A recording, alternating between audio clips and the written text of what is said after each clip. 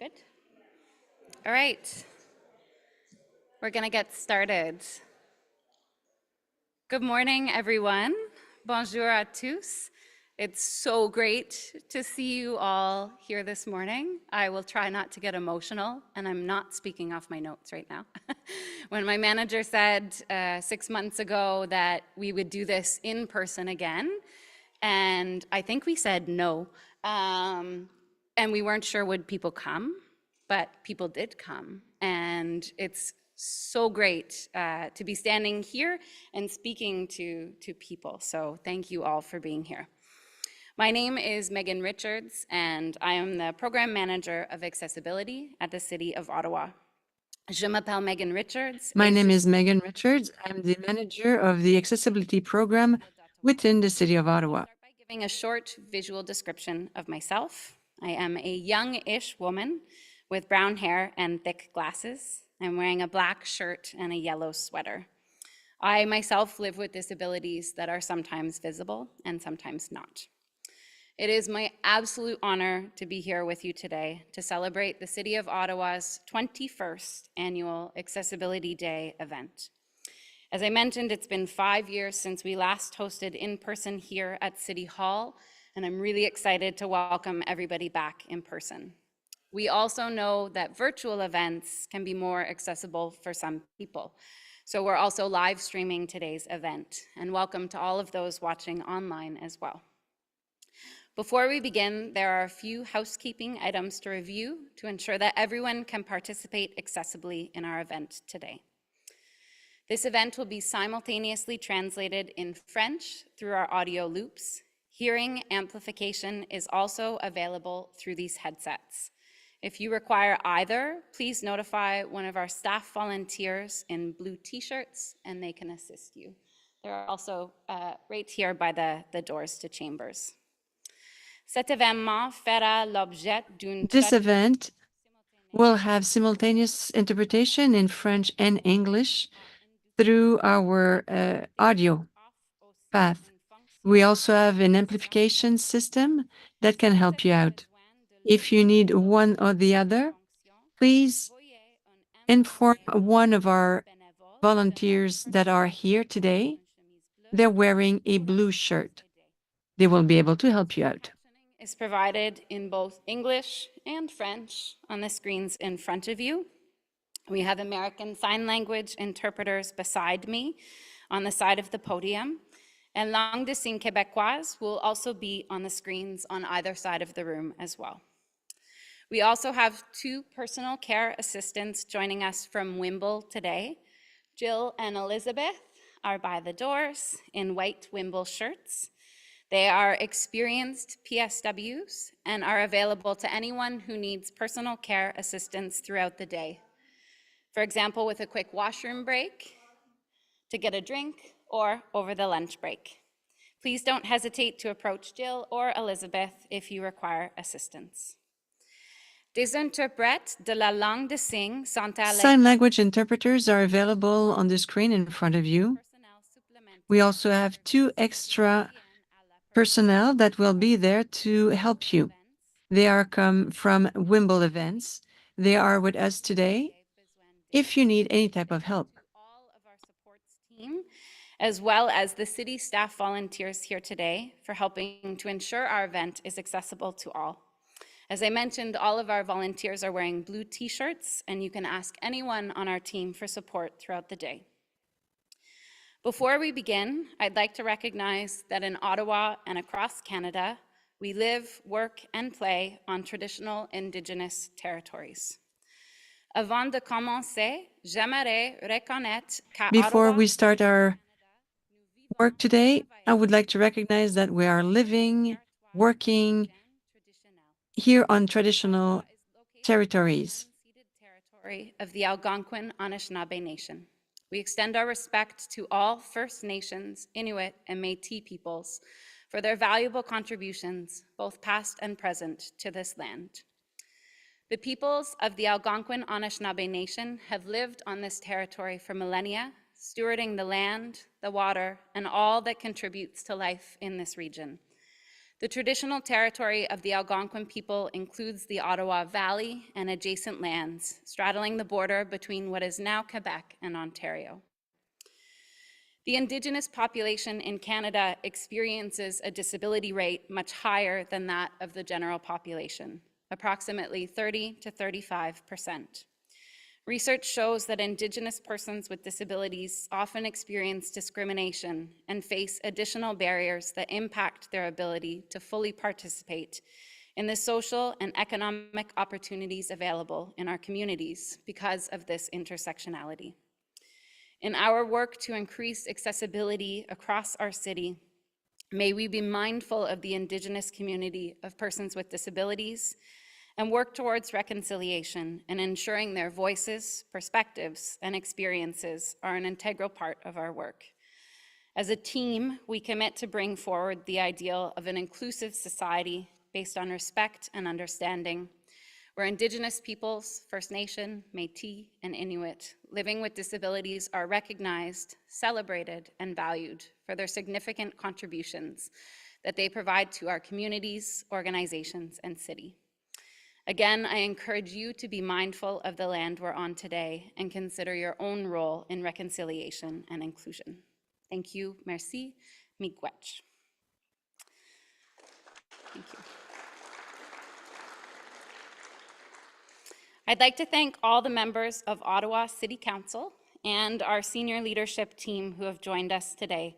It's really great to have your continued support for accessibility at the city. And I'm going to do a bit of a romper room thing because I'm a kid from the 80s.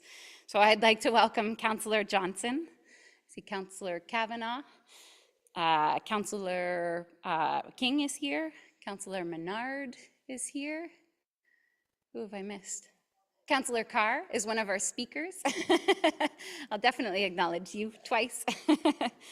And from our senior leadership team, I'd like to welcome Caitlin Salter-McDonald, our new city clerk, Dan Chenier, General Manager of our Recreation, Culture, and Facilities Services Department, Alain Gontier, General Manager of our Public Works Department.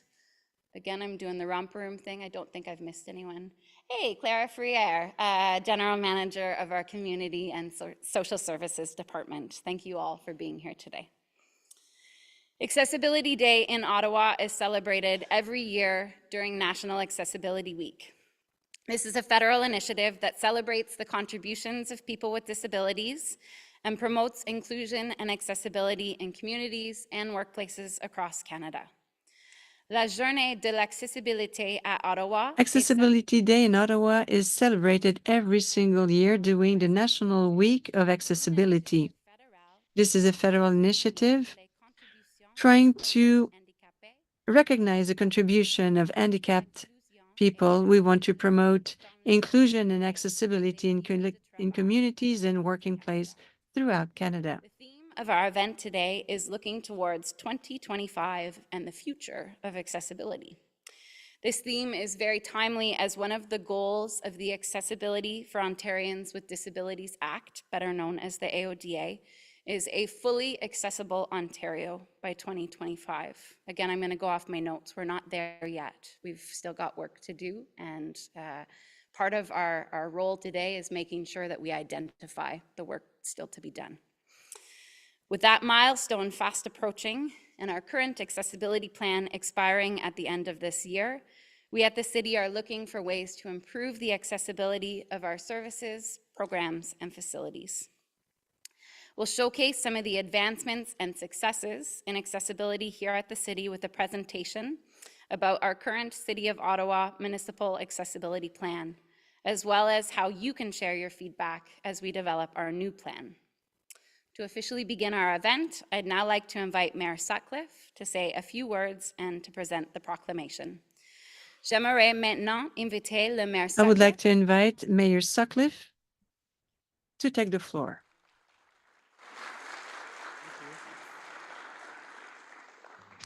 Thank you, Megan. Good morning, everyone. Bonjour tout le monde. I'm really pleased to be here this morning. And last year, of course, I participated virtually, and I know this is the first time that we've done this in person since 2019, so that really is worth celebrating. And for those who cannot see me, I'll now offer a brief description of myself that was written by my staff. It says, I am a white man with salt and pepper hair, which, I describe as increasingly gray hair ever since I got a new job about 18 months ago. I am wearing a blue suit with a purple tie, and I'm very happy to be here. So I have a smile on my face this morning. It is great to be here as we commemorate National Accessibility Week in Canada. And I want to thank everyone for participating today. Thank you all for joining us both online and in person. Merci à tous ceux qui nous rejoignent. Thank you so much for everyone that are with us today. This is the first time since 2019 that we are together. For those who are watching online, thank you for tuning in today. I'd also like to thank those of you who have registered to participate in the consultations that will start this afternoon and will help us build our next accessibility plan. Your ideas, feedback, and lived experiences will go a long way in helping design our communities, workspaces, and services so that everyone can participate fully and everyone can participate without barriers. Vos idées, vos commentaires et vos Vos ideas, vos comments, and vos lived experience will help us prepare our working space and our services within our community as such that everyone can fully participate without any type of obstacles. For your support, and I want to recognize some of the other people in the room today, our city manager, Wendy Stephenson, and all of the members of the senior leadership team, my colleagues from Ottawa City Council, Marty Carr, Sean Menard, Lane Johnson, Ralston King, and Teresa Kavanaugh, and the members of the City of Ottawa's Accessibility Advisory Committee. Thank you to you for everything you are doing, for all your hard work and your many contributions to this cause. Philip Turcott, former chair of the city's Accessibility Advisory Committee, and our keynote guest speaker this morning, and all of the other guests and dignitaries who are here today. Thank you for coming together today. Thank you for coming together to celebrate and reflect on the path that we are taking towards a more accessible, more inclusive future. The years of advocacy by many of you who are in the room today or joining us online, those years of advocacy have led to a remarkable transformation in how we support people living with disabilities. These changes have shaped our understanding of the challenges that people face as they navigate a world that was in the past not designed for everyone. There is now more awareness, more compassion, and more respect. Il y a plus de compassion. There's more awareness, compassion, and respect. And that's a very positive thing. But we must also face and accept the fact that there is much more work to do. There is still a lot of work to do. So today, we can build on the progress made so far by participating in the consultations that have been arranged by the team at the city's Accessibility Office. These discussions give us the chance to exchange ideas, to consider options, and to share stories as we look towards 2025 and the future of accessibility. That's not only the theme for today's sessions, looking towards 2025 and the future of accessibility, it's also our goal to achieve the mandate of the Accessibility for Ontarians with Disabilities Act when it was first enacted back in 2005. With that in mind, it is my honor today to proclaim May 30th, 2024 Accessibility Day in Ottawa. So I'm going to read the proclamation. Thank you, Rachel. By the way, this is Rachel from my office, and it's her birthday today. So please give her a hand. Happy birthday, Rachel. Whereas each year, National Accessibility Week in Canada is an opportunity to celebrate the valuable contributions of Canadians with disabilities, and whereas the week is celebrated across Canada by those who have a vital role in identifying and eliminating discrimination, marginalization, exclusion, and barriers that affect people with disabilities. And whereas the City of Ottawa is committed to providing equal treatment to persons with disabilities with respect to use and benefit of city services, programs, goods, and facilities in an equitable and respectful manner. And whereas the theme, Looking Towards 2025 and the Future of Accessibility, recognizes the AODA goal of a fully accessible Ontario by January 1st, 2025, while acknowledging that these efforts will continue well into the future.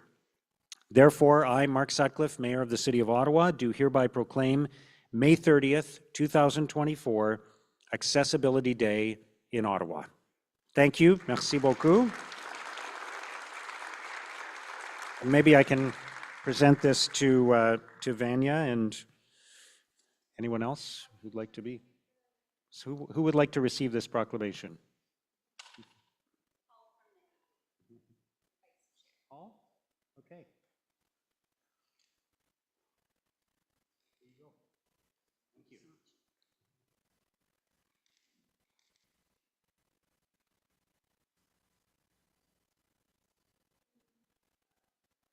Thank you. Thank you. Merci beaucoup.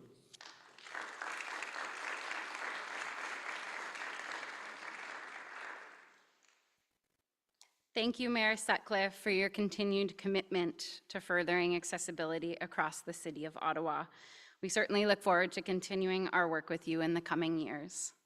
I would now like to invite our City Manager, Wendy Stephenson, to say a few words.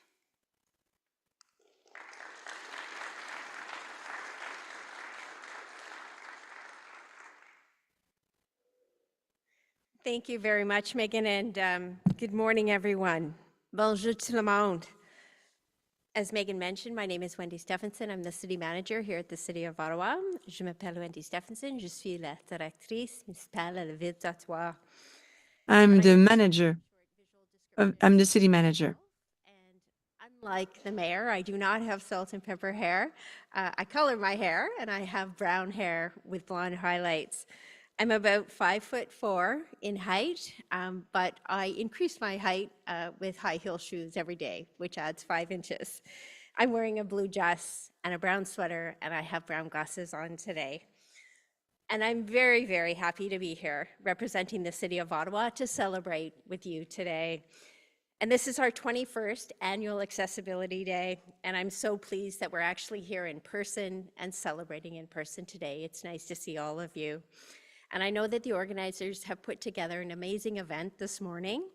And I just want to take a moment and I want to thank the organizing team and thank Megan and everyone else who have put this together and extend my thanks to all of them on behalf of the city and everyone else that's attending.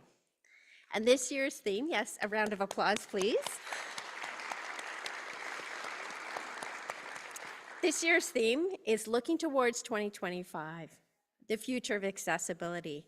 And it really encourages all of us to consider the work that's been done in our city and the important work that we're going to commit to moving this forward in the future. And we're going to learn more from our keynote speaker, Philip Turcotte, who's going to be speaking on this subject shortly. And I want to thank you, Philip, for joining us today. Thank you very much. The city is committed to applying the Accessibility for Ontarians with Disabilities Act for our day-to-day operations and going beyond to make our communities more accessible for all. And as city manager, I know firsthand the tremendous amount of accessibility work that's ongoing across our organization, and it's truly a Team Ottawa effort. And every year, City Council receives an update in terms of the work that we're doing here in the Accessibility Office as well as across the organization and our Municipal Accessibility Plan. And the plan's progress is reported, as I said, on an annual basis, and it really measures our achievements and our highlights and areas where we're making improvements and where improvement is required. And it reinforces our commitment and the city's commitment as a municipality to accessibility, and it reminds us of the benefits of meeting and exceeding our AODA standards to make our programs, our services, our facilities more inclusive and usable for all residents. And I want to take the opportunity this morning to highlight some of the work that we're doing and some of the advancements that we're making here at the city. And I think, one of the things that's very critical as we continue this work is the education to our employees about accessibility and how important it is with respect to applying the AODA standards throughout our corporate-wide AODA Accessibility for All training. And opportunities to reinforce training include disability and accessibility-related workshops, our departmental working groups, affinity group meetings, and other accessibility learning opportunities, just as this event is doing today for all of us. And the city has dealt with several emergency-related events over the last few years. I think we've all either been affected by them or participated by them. And our ongoing commitment to accessibility has remained strong, and it came through during those events. And together with our Accessibility Office, the Office of Emergency Management, our Ottawa Public Health, we've spoken to residents and community organizations to really understand the disproportionate impacts of these events we have on people with disabilities. And we're really taking steps to better support all residents during emergency situations.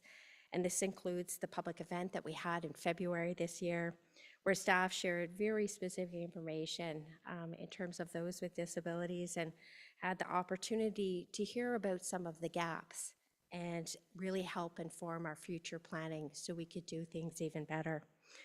And the city continues to engage with other accessibility networks. So there's a network at Carleton University, the Ontario Network of Accessibility Professionals, and the International Association of Accessibility Professionals.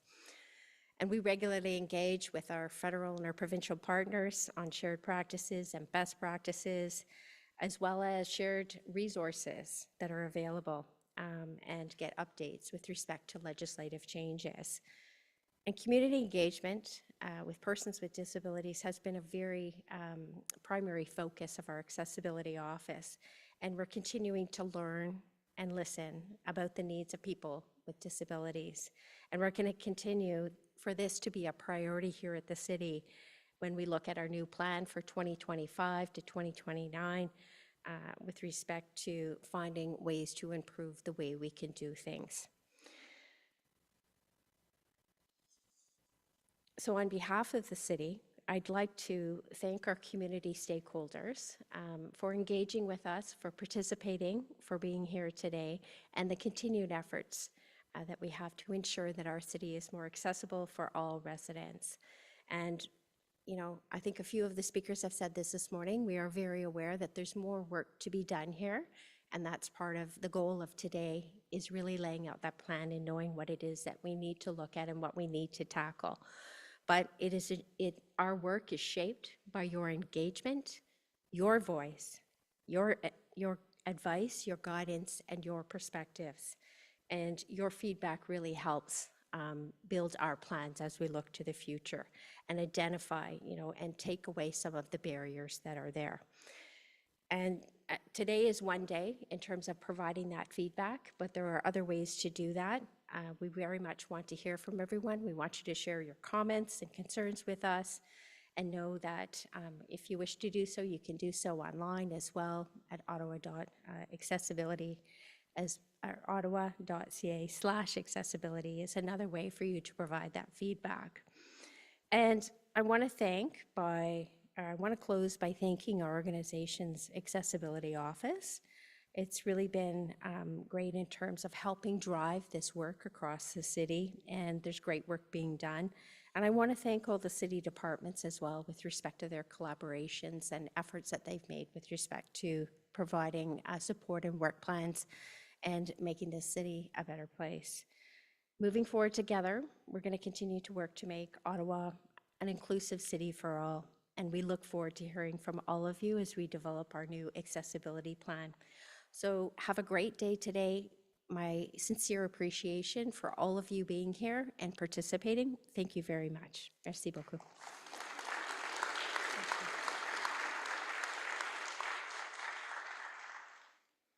Thank you, Wendy. We really appreciate you taking the time to highlight some of that great work happening at the city. And we thank you for your leadership across the organization on this important priority. Next, I would like to invite Councillor Marty Carr, Councillor Liaison to the Accessibility Advisory Committee, to speak. Thank you.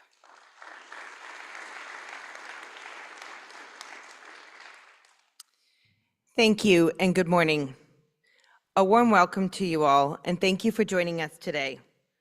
Just to give a brief description of myself, I would say that my hair is sort of a combination of what you heard from the city manager and the mayor.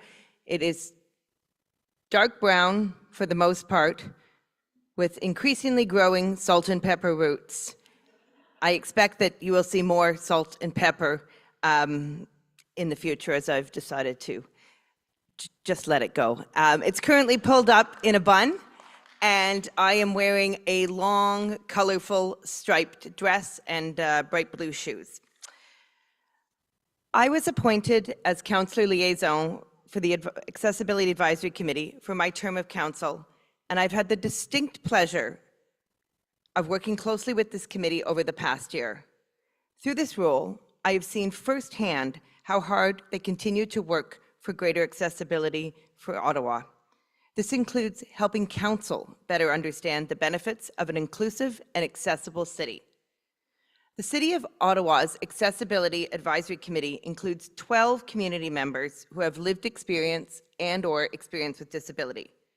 I would like to publicly thank each and every one of these volunteers for their valuable time, dedication, and commitment to increasing accessibility in the City of Ottawa. Committee Chair Vanya Karam, Committee Vice Chair Dr. Hall Ellingwood, Wayne Antle, Ian Bury, Ana Maria Cruz Valderrama, Matthew Elliott, Jody Fisher, Adele Fury, David Humphreys, Murray McDonald, William Van Veen, Hanya Walhead. Meeting a minimum of 8 times a year, the AAC provides consultations on projects as required by the AODA, as well as many other projects to provide an accessibility-focused perspective. Additionally, many members participate in related city working groups or other subcommittees. Over the past year, feedback has been provided on numerous city projects using an accessibility lens. These include initiatives such as update on the new civic campus with the Ottawa Hospital, the on-demand accessible taxi study, the Affordable Housing Capital Plan, Lansdowne Park 2.0, the e-scooter pilot project, the idling control bylaw review, the on-demand transit pilot project, and the special events bylaw review. In addition, the AAC was consulted on accessible parks, pathways, recreational trails, and parking at the annual Duty to Consult meeting, which is a requirement under the AODA. In reviewing these commitments, it's extremely difficult to estimate how many volunteer hours have been given by members over this past year. All are very generous with their time, and the city as a whole benefits greatly from their dedication and expertise. I would like to take a moment to extend my thanks to our Accessibility Advisory Committee for their valuable contributions. Because of your efforts and valuable feedback, City of Ottawa staff and council continue to work to build a more inclusive and accessible city. There is no small part to the AAC. Thanks in no small part to the AAC, the city continues to work to improve the inclusion of persons with disabilities and the removal of physical, social, and attitudinal barriers in our municipal planning, design, and decision-making. I look forward to continuing this important work together in the years to come. Thank you, and a very happy Accessibility Day to all of you.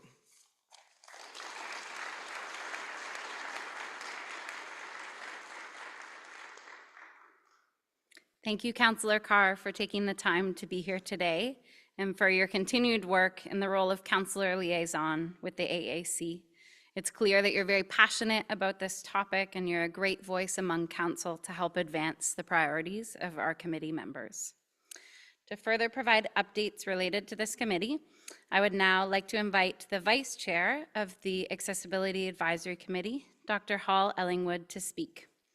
Pour faire le point à propos des activités du comité To provide you with an update of the CAA, I would like now give the floor to the Vice President, Dr. Hall Ellingwood.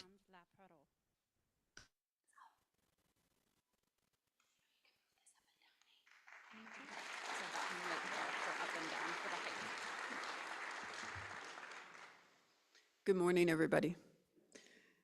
It's a pleasure to be with you here today.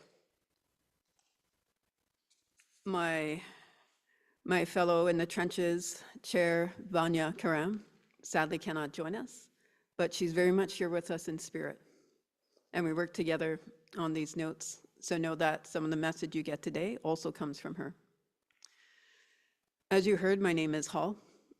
We can forego all the titles and everything. Hall is fine. My pronouns are he and him. I would like to say that I'm a guy of average height, but I might be a little bit shorter. My hair is short. It's white primarily with gray on the sides. I have a beard and mustache. I have metal framed glasses, blue suit, white shirt, blue and gold tie. I will start first by speaking some words in French. Bonjour. Hello, and thank you for being with us to celebrate the annual Accessibility Day at the City of Ottawa. We are here today on behalf of the CCA. This is a volunteer committee created under the Accessibility Act for Ontario disabled peoples. One of the goals of the legislation is to ensure that Ontario reaches better accessibility by 2025.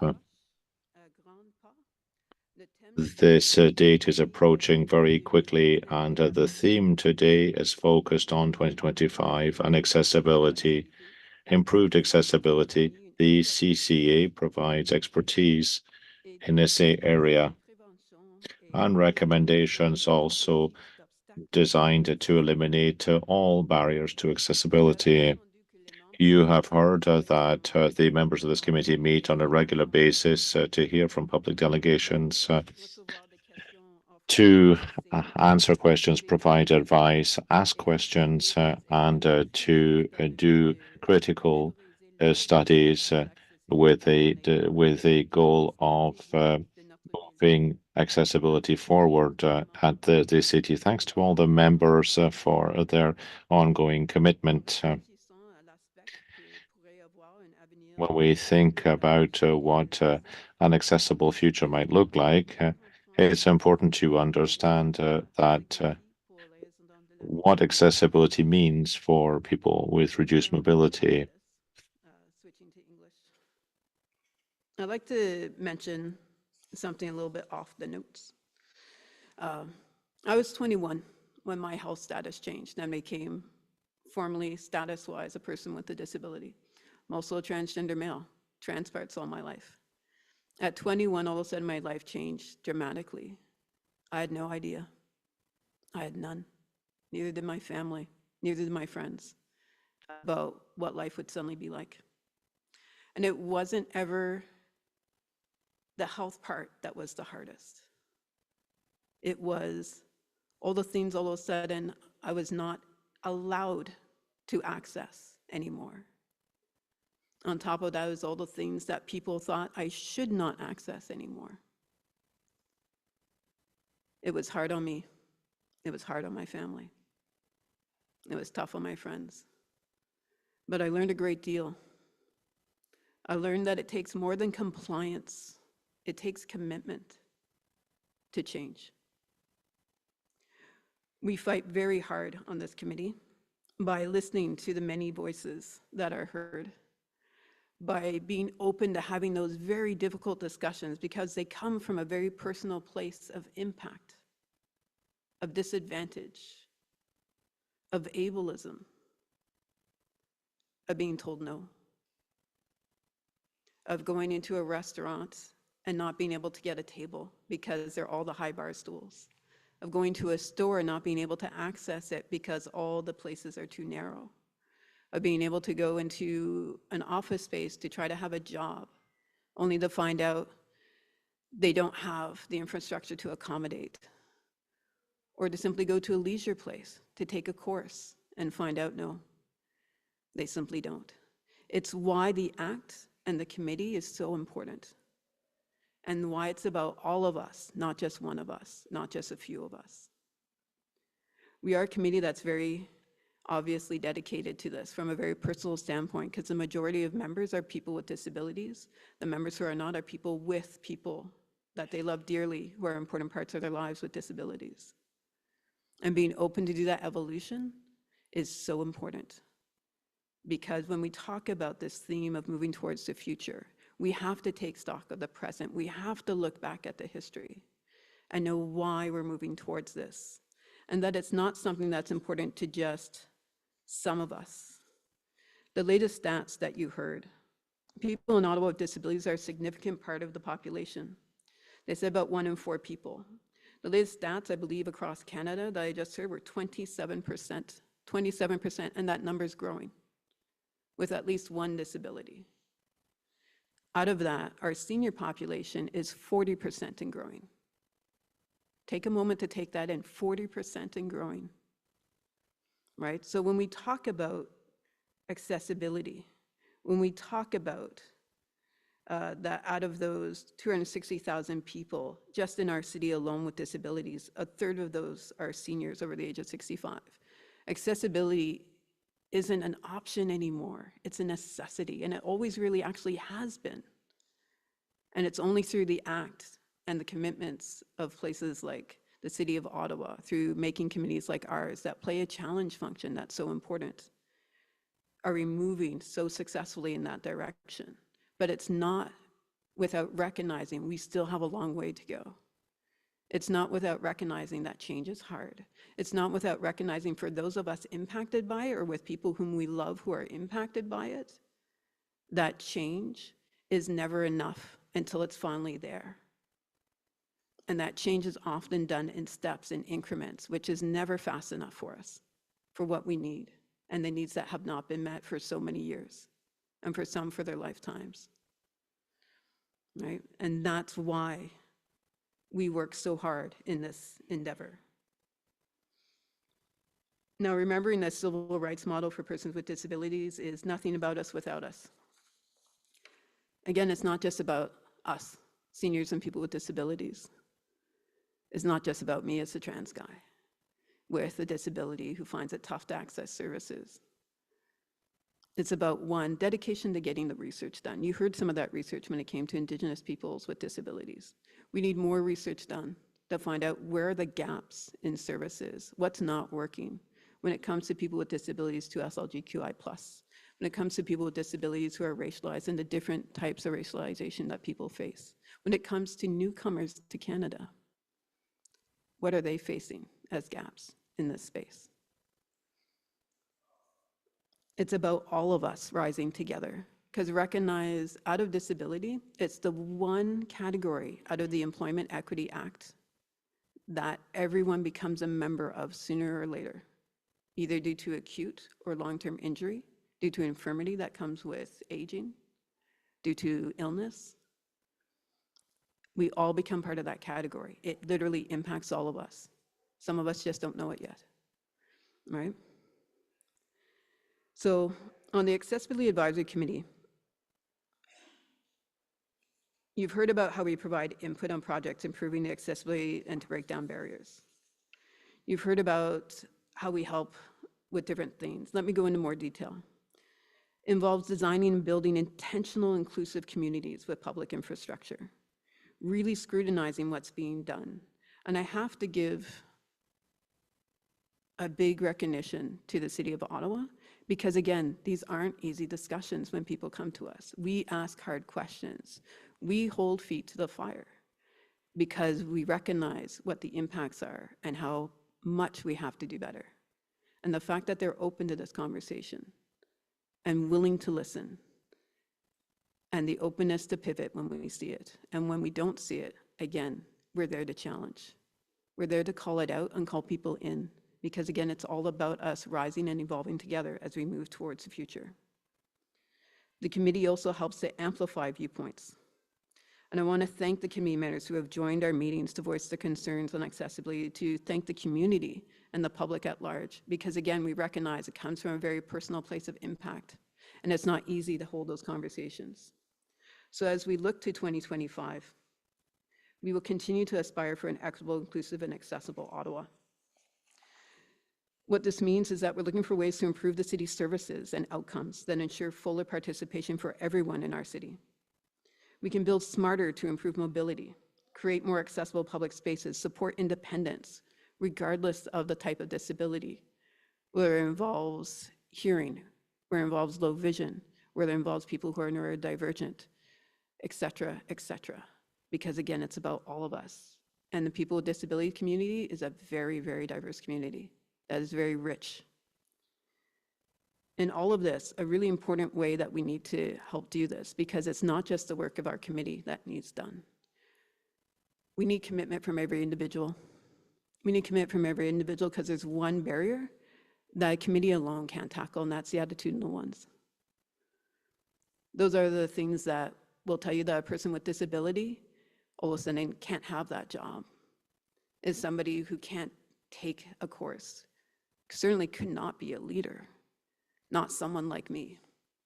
And I've heard those words so many times, someone like me, not someone like me, that I can even tell you. If I had $1 every time, I'd have a house, right? But the fact is that we are one of the most rich, diverse, capable communities you've ever met that is being completely untapped, right? Think about it.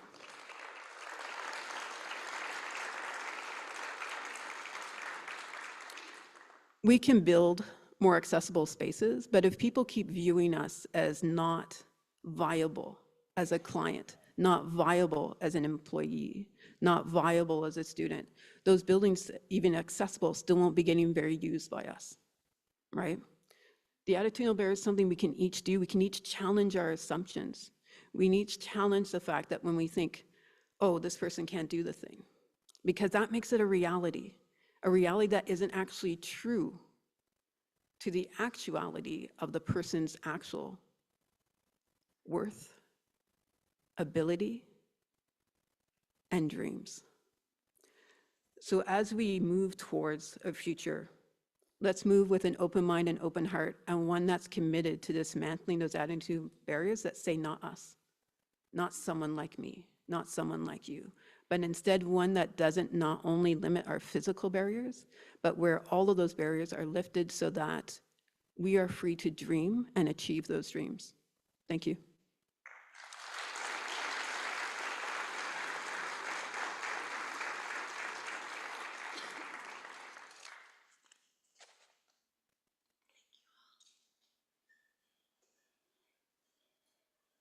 Wow. Thank you, Hall. I just got to take that all in for a minute.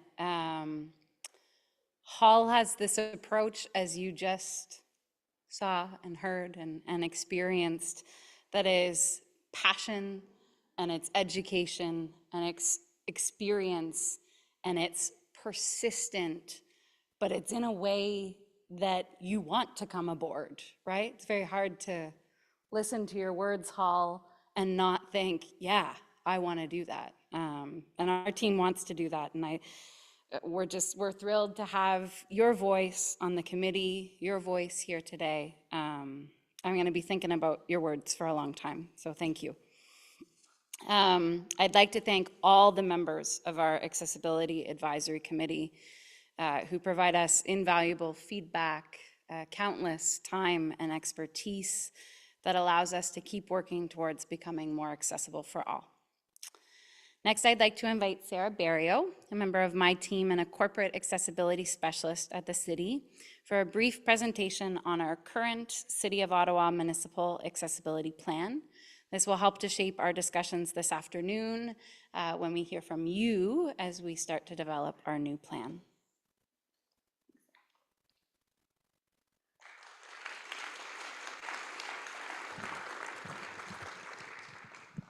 Thank you, Megan. Yeah, thank you. Good morning, everyone, and thank you all for joining us today. It's great to see so many faces in the room today. I know that many of you I have spoken to on the phone and emailed, so it's nice to finally be able to put faces to names. My name is Sarah Barrio, and I am an accessibility specialist in the Accessibility Office, as Megan mentioned. For those that cannot see me, I am a tall white woman with dark brown hair that I have up in a ponytail today. I am wearing a short sleeve red top with black pants. As our speakers mentioned earlier, our City of Ottawa Municipal Accessibility Plan, which we call by the acronym COMAP, will expire at the end of this year. This plan launched in 2020 and includes over 200 actions to prevent and remove barriers for all people with disabilities, whether permanent, temporary, visible, or invisible. The creation of a multi-year plan, as mentioned, including providing annual updates, is a requirement under the Accessibility for Ontarians with Disabilities Act, or better known to us as the AODA. La création d'un plan pluriannuel. The creation of a multi-year plan and annual updates are part of the requirements of the 2005 Accessibility Act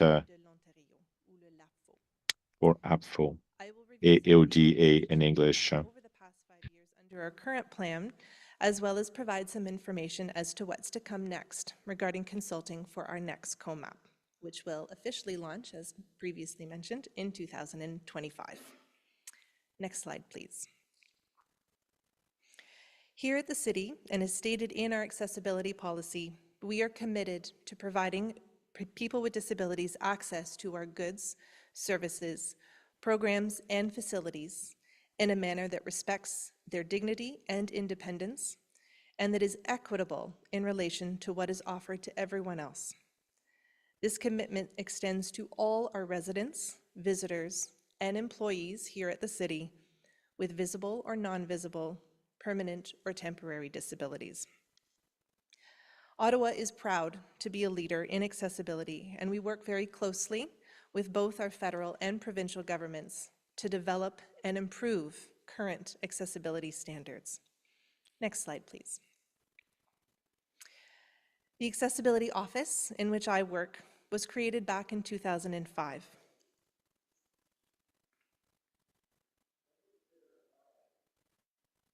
Oh, yeah, go back one. Thank you. The Accessibility Office, in which I work, was created back in 2005 for the purposes of monitoring the city's progress on the AODA. Le Bureau de l'Accessibilité, dont je fais partie, The Accessibility Office where I work was created in 2005 to measure the progress of the city in implementing the AOAD. and inclusion of people with disabilities visiting, living, or working here at the City through the identification, removal, and prevention of barriers. All departments and service areas share this responsibility equally in order to meet our legislated accessibility requirements, and we provide support to staff from across the organization to ensure the success and effectiveness of their accessibility-related initiatives or projects that are included in our plan. Next slide, please. The actions included in our COMAP are led by our office and guided by staff from each department across the organization called the Accessibility Working Group. And many of these members are in attendance today to support our event. So thank you in advance. And this is done to ensure compliance across the city. Our current plan, which is the 2020 to 2024 plan, was created in consultation with our Accessibility Advisory Committee, who we've spoken about before, the Accessibility Working Group, and of course, all of you, our community of persons with disabilities. You can find our annual COMAP update reports on ottawa.ca, which will include all the specific details of these initiatives, programs, and services that are ongoing across the corporation to improve accessibility and remove barriers. Next slide, please. To consult on our next municipal accessibility plan, as has been done with our previous ones, We will extend invitations to our community of persons with disabilities, which will include agencies that support and work with people with disabilities, their caregivers, friends, family members, and everyone from the general public to share their information about barriers they face and suggestions on how to reduce these barriers in any of our city's programs, services, or facilities. We also ensure to include a diversity, equity, and inclusion lens through the inclusion of voices of people with disabilities with intersectional identities. This includes Indigenous peoples, racialized peoples, newcomers, the 2SLGBTQI+ community, Francophones, those living in rural settings, those living in poverty, older adults, youth, and women. Next slide, please. Included on this slide are examples of some of the community organizations of persons with disabilities who we regularly consult with and will continue to do so going forward. This includes the Ottawa Disability Coalition, the Canadian National Institute for the Blind, also known as the CNIB, the Canadian Council for the Blind, the Alliance for Equality of Blind Canadians, and the National Capital Association for the Deaf. We also publish a monthly e-newsletter called Accessibility Spotlight, which highlights any program, service, or event run or offered through the city that is intended for or of interest to persons with disabilities. De plus, nous publions chaque mois un bulletin We intitulé publish a newsletter on accessibility, which highlights the programs, services, and events organized by the City of Ottawa or offered by the city, which are designed for disabled person or which could interest them. And finally, our office hosts 2 large events per day. The first is, of course, today, Accessibility Day, and the second is the United Nations International Day of Persons with Disabilities, which is recognized every year on December 3rd. Next slide, please. We continue to work very closely with our Accessibility Advisory Committee, of which you've already heard from a member earlier. And under the AODA, this is a requirement to consult with the AAC in certain areas. As Hall mentioned, this includes accessible taxis, recreational trails, outdoor play spaces, exterior paths to travel, and on-street parking. In addition, there are other areas where it is critical for the city to consult with the AAC, such as any citywide master plan. The photo on the screen above me is a collage of some of our previous and some current members of our AAC that are holding up the words that say, "Embrace intersectionality. Disability is an essential part of human diversity." We rely heavily on this dedicated group of volunteers to provide us with their cross-disability recommendations and considerations in the development of our programs, services, and projects, and will only continue to do so going forward. If you'd like to learn more about this committee, you can speak to some of our current members who are in the hallway at one of the resource fair tables as well. Next slide, please. As our city manager, Wendy Stephenson, mentioned earlier, accessibility-related training and its standards are mandatory for all staff, volunteers, and others that do business here at the city, such as third-party contractors and service providers. Training is provided both on the AODA as well as the Ontario Human Rights Code as it pertains to disability, and it must be appropriate to a person's job duties.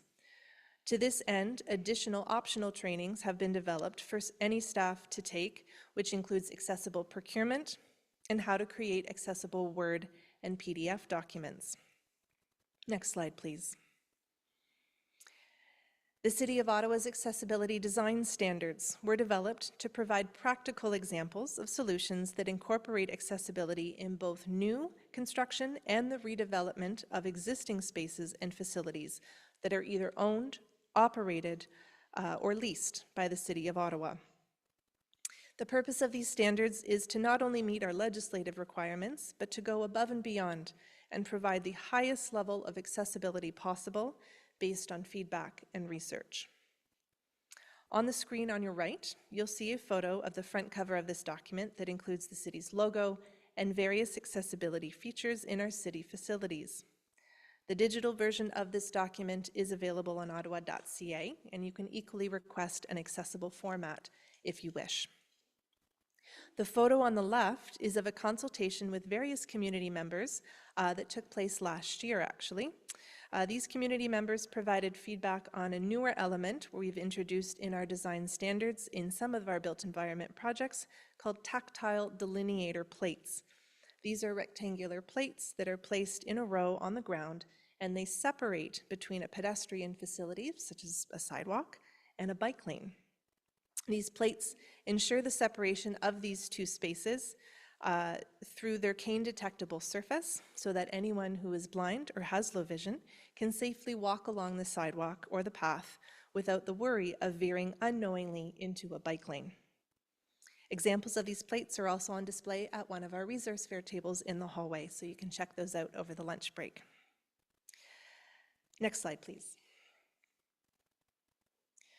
The Retrofits Barrier Removal Program continues to make improvements to increase the accessibility of our existing city facilities. There's a council-approved budget of over $2.5 million to achieve this work annually, and audits are conducted regularly by our staff. Some examples of retrofits that could be added include power door operators throughout a facility, washroom barrier removal and accessibility enhancements, such as installing universal washrooms, the installation of grab bars in washrooms, adult-sized change tables, and the construction of accessible roll-in showers. They could also include accessible change rooms, such as the photo you see on the screen, which is from the Bob McQuarrie Recreation Complex out in Orleans. And these include wider access aisles around the locker spaces and accessible benches in the middle of the change room. And it could also include the installation of new or improvements of existing ramps in our facilities. Other city construction programs also fund improvements in our outdoor spaces, such as our sidewalks and our parks. Next slide, please. Another example of accessibility at our recreation and community centers, as well as our customer service centers, are lowered counters, such as the one on the slide. And this allows everyone to access the services they require. The image on the screen includes an older gentleman in a wheelchair chatting with a member of city staff who's wearing a blue City of Ottawa uniform shirt at a lowered counter at the Jack Purcell Community Centre, which is just down the street from us here. Next slide, please. We have made several improvements to our city beaches as well, which includes providing beach wheelchairs and mats so they're accessible for everyone. These wheelchairs are submersible devices with large inflatable wheels, and they can easily move across the sand and into the water, as shown in the image on your left. Moby mats, as shown in the image on the right, are long blue mats that stretch across the sand and into the water. They are installed upon request and allow those in mobility devices to easily move across the sand without getting stuck. Next slide, please.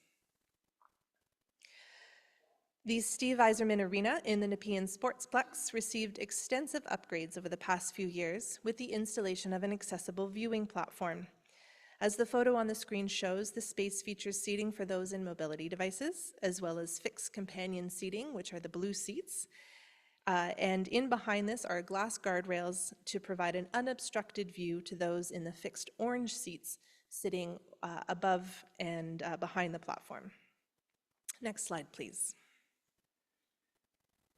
We also install and maintain tactile walking surface indicators, better known to us in the industry as TWIZZIes, curb cuts, and audible pedestrian signals at all of our redeveloped or new intersections.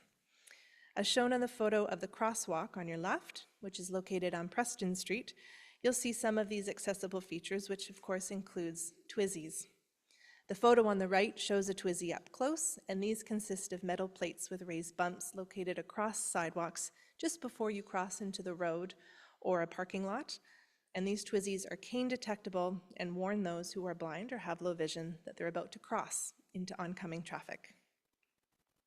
I could spend the rest of the day today talking about the many, many other actions that have been achieved over the past 5 years, but I'll leave it there for now. If you do wish to learn more about what's been accomplished, please do visit ottawa.ca/accessibility to see any of our COMAP update annual reports. Next slide, please. So what's next? As we develop our new COMAP, we want to hear from all of you. Nous souhaitons que vous nous fassiez toutes et tous part de vos commentaires. We would like to hear from you for the development of our new COMAP. Four ways that you can engage with us and provide your feedback. The first, you can attend an in-person consultation, the first opportunity of which is happening this afternoon just after lunch. If you're unable to stay for the afternoon, or for those watching remotely, there will be other both in-person and virtual opportunities for consultations taking place throughout June and July.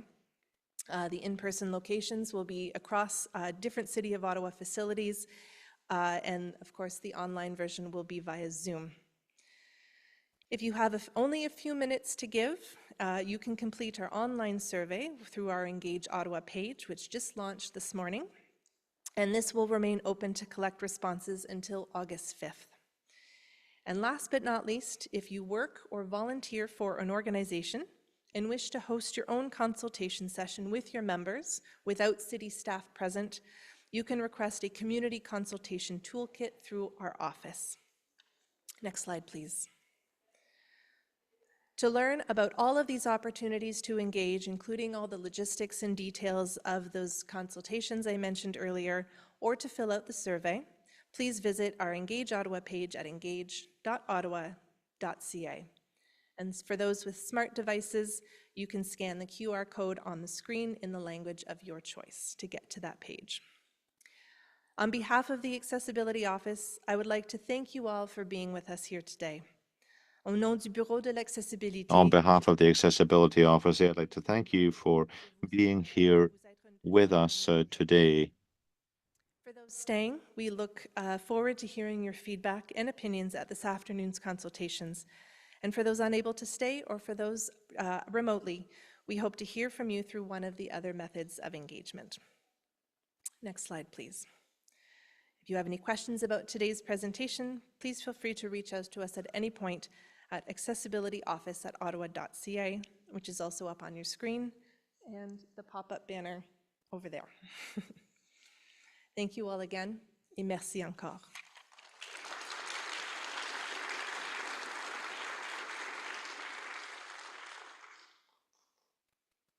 Thanks, Sarah.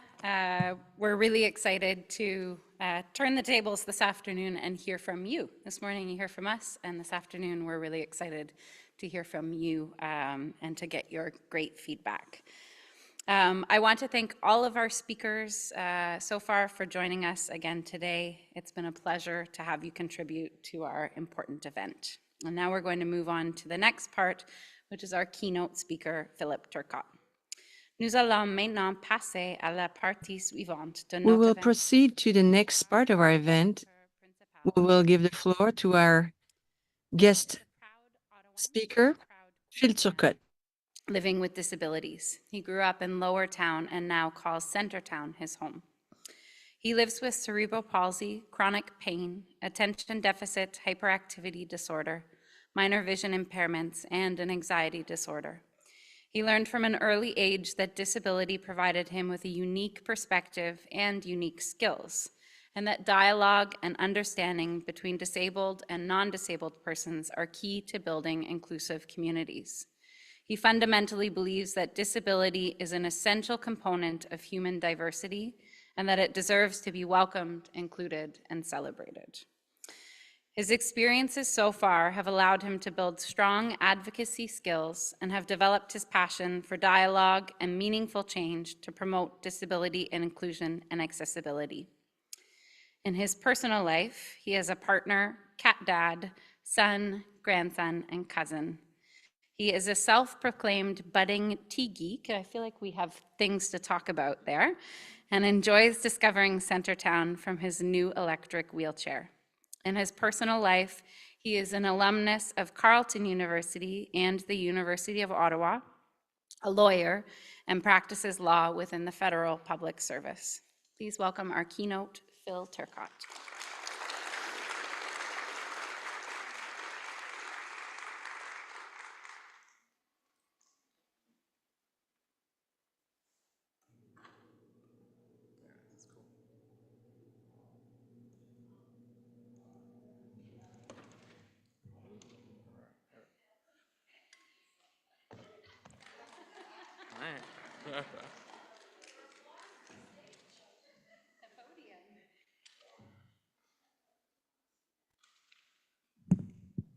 All righty, I think that's good. Can we hear me okay? Good. I'm just gonna start my trusty ADHD timer there, so I try to keep myself on time. Good morning, everyone. Bonjour à tous. It's really a pleasure for me to be here this morning. And it's my first time using a podium like this, which is pretty cool, and also my first time being able to deliver a speech like this in a way that works for me, so from a wheelchair, which is wonderful. So happy National Accessibility Week, happy Accessibility Day here at the City of Ottawa. Before I begin, I do have some housekeeping notes that I have to share. Ideally, I would like to start with my land acknowledgement first, but I will get the housekeeping notes out of the way. I know that this is a long morning. I know that you've been kind of attentive for a while, and I thank you for that, but feel free to move around, feel free to stretch, feel free to stroll around, go to the washroom if you need to, stim, fidget, use your tics, or whatever you need to do to make today work for you. My plan is to speak about 40 minutes and then have an opportunity for questions if folks have questions, or if you don't, that's also fine. But for my own benefit, and just to make sure that I keep myself on track, I'd ask that you keep your questions to the end of my presentation. So to the disclaimers. So as was mentioned in my intro, I am a lawyer. I do work in the federal public service, but I'm here today in my own personal capacity, so my thoughts are my own, and I'm not here representing the Government of Canada or the Department of Justice. And as was also mentioned, I am a lawyer in my professional life, but I'm not giving you legal advice today. So any comments that I make about the law, again, are my own comments. Not that my legal advice isn't good, but that's not why I'm here today. So let me officially start then with just a personal land acknowledgement. So I'm going to start by describing myself. So as Megan mentioned, my name is Phil. My pronouns are he, him, or il, lui in French. I'm a white man in my early 30s with shoulder-length wavy hair. I'm wearing transparent framed glasses. I use different mobility aids, both visible ones and non-visible ones. As I mentioned, today I'm delivering these remarks from my pretty cool electric wheelchair that is new to me and has absolutely changed my life. I'm wearing a blue suit jacket, burgundy pants, brown shoes, and particularly for today, I've chosen to wear a t-shirt that reads, "Less pity, more ramps." Thank you. And you heard kind of my lived experiences with disability and different medical conditions in my introduction. I don't usually go into that level of detail necessarily for every event. I can sometimes overshare, but that's an ADHD trait. That usually works well. But I thought it was important to go over my experiences with disability today in particular, in part because representation is important. And the more I share, the more others can see themselves perhaps in my experiences, which is not something I've always had the opportunity to have growing up and now entering into my professional life. And when Megan did read out kind of my physical conditions, I'd like you to sit with some thoughts that you might have had as she was reading that list, or any impressions that you made or assumptions you may have made. Don't worry, I'm not going to ask you to talk about them, but I do ask you to keep them in mind, and I'll come back to them in my presentation. So having introduced myself a little bit, described myself, my land acknowledgement. So it's important for me to begin these remarks by noting that I do have the privilege of living here in Ottawa on the traditional unceded territory of the Algonquin Anishinaabe, who have called this city home and these lands home and cared for them since time immemorial. I recognize and acknowledge that my presence here today is the result of a colonial legacy. My ancestors first immigrated here in 1678, settling in New France before venturing to Quebec, and in more recent decades, settling in the Outaouais, Ottawa-Gatineau area. And I recognize that a lot of that was done, as was a lot of European arrival here to Canada, without the consent of Indigenous nations and collectives. I acknowledge and recognize the trauma and the harm that colonialism has caused Indigenous people and continues to cause today. And I acknowledge that I have a personal obligation as a non-Indigenous person and as a lawyer to educate myself, to know better, and to do better. Reconciliation is a journey that we are all part of, and making a land acknowledgement like this one is a way that I recommit myself when doing these kinds of events to reconciliation. So I say Chi-miigwech to my Indigenous neighbors on whose lands I am for their generosity and their willingness to, despite broken promises and injustices, continue to welcome non-Indigenous folks on these lands with grace and in a good way. May we always be worthy of that important gift. So moving to what I'd like to cover with you today. So as we've already noted, we are here for Ottawa's 21st Accessibility Day, and the theme of today is looking towards 2025 and the future of accessibility. I'd like to thank you all again for joining us in person, and for those joining us online. Hi, Mom. Thank you for being here. So I'm going to talk about kind of a few different topics with you today.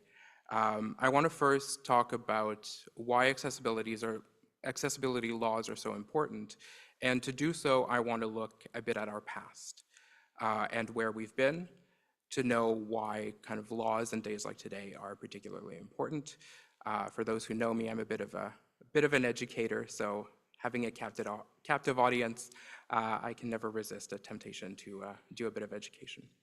I'm also going to talk about what it takes to make a disability competent organization, which is what I think is key to moving us towards 2025 and the future of accessibility. I'm going to talk about building capacity and confidence within non-disabled people, and I'll talk about why I make that distinction. And then I'll close by talking about inclusive and disability positive communities.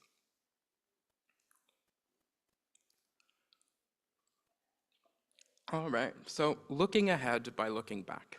As we gather here today, we are 217 days, or 7 months and 3 days away from January 1st, 2025. We've heard this date before today, so why is January 1st, 2025 so important? That date is the core purpose of the Accessibility for Ontarians with Disabilities Act, or what I'll refer to as the AODA. The very first section of the AODA, of course, me naturally being a lawyer, I'm quoting legislation, sets out the purpose, the very reason for being for this law. While this purpose is intended to benefit all Ontarians, I'm going to focus on those elements that are specifically for people with disabilities. So the AODA commits to recognizing the history of discrimination against persons with disabilities in Ontario. It commits to providing for the improvement of persons with disabilities in the development of accessibility standards, and it provides for developing, implementing, and enforcing accessibility standards in order to achieve accessibility for Ontarians with disabilities in the 6 broad categories that are covered by the law on or before January 1st, 2025. And there is the importance of these 217 days that we have left to get us to an accessible Ontario. Not to put any, heart palpitations in this Ottawa City staff, but that's where we're supposed to be, the law tells us. I think we're getting there, but I think it's no secret either that we won't get there by January 1st. But I think it's important to look back at what was said when this law was first introduced in Ontario's legislature many, many years ago. And so I'm going to quote from one of the minister that introduced the law, who was the minister, I practiced this before coming here, but no, it's not coming to me. Minister Bountragani, so that's Bountrogianni.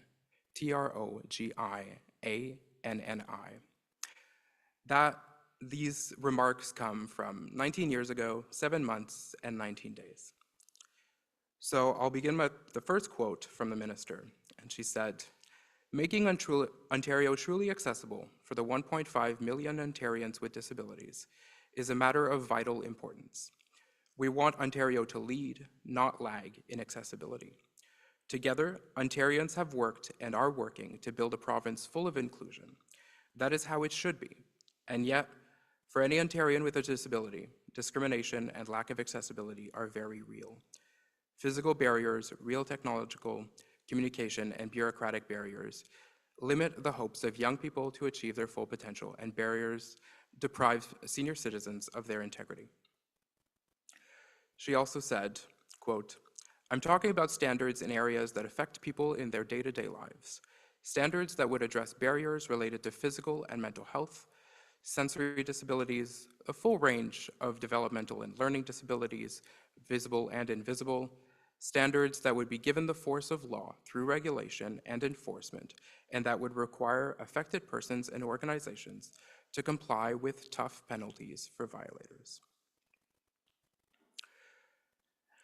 And so I want us to think about kind of the ambition behind this law when it was introduced. And this last quote that I'll share from the minister was, quote, "The creation of an accessible Ontario is a vision and a job for all of us. That's our challenge, that is our responsibility, and most importantly, that is our extraordinary opportunity." So 217 days from January 1st, I think we can maybe reflect a little bit on whether we've gotten there yet. I don't think we have. And part of explaining why we may not have gotten there yet, I think requires us to take a look back at where we've been. So it's no secret, at least for those like me who've had the privilege of going to university and studying disability issues, that accessibility laws have not always been our reality. Anti-discrimination laws have not always been our reality.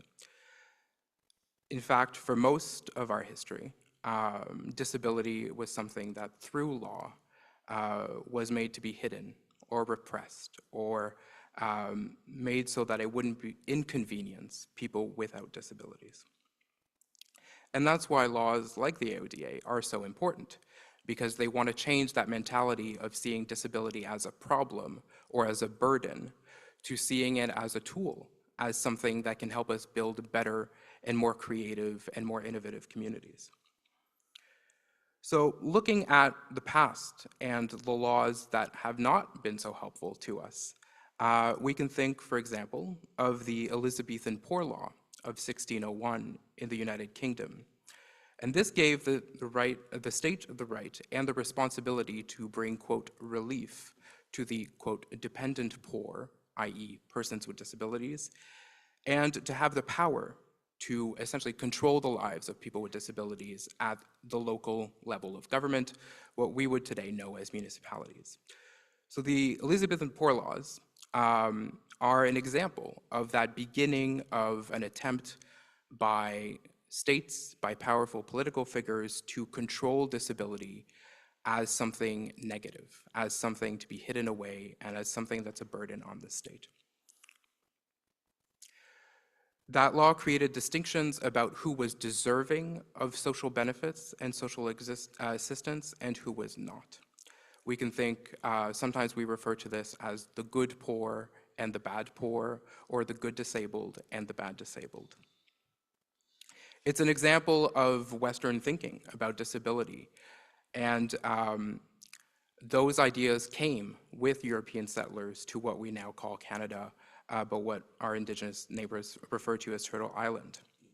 This idea that people with disabilities were by default a government responsibility, and that it would be up to government to determine how to best serve people with disabilities or how they could best live their lives.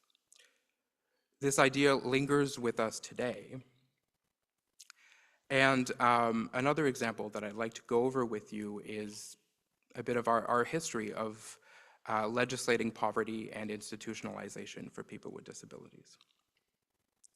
I don't have time today to go into the nitty-gritty of it all, but I do want to make some highlights.